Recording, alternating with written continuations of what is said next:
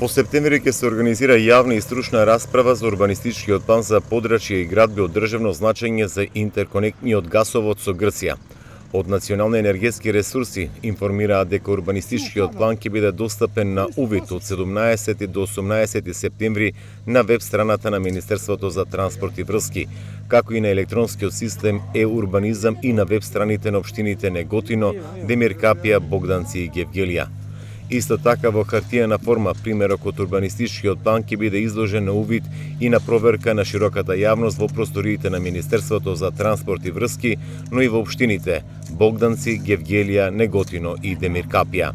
Јавната расправа ќе се одржи на 20 септември, а стручната расправа на 28 септември. Двете расправи ќе се одржат во просториите на Министерството за транспорт и врски од 10 часот. Учесниците во стручната расправа може да ги достават своите забелешки најдосна во рок од 15 дена од одржувањето на стручната расправа. Забелешките ќе бидат составен дел од записникот од стручната расправа, врз основа на кој ќе се изготви извештај од стручната расправа што го изработува комисија формирана од донесувачот на планот, стои во сопштенијето од Национални енергетски ресурси.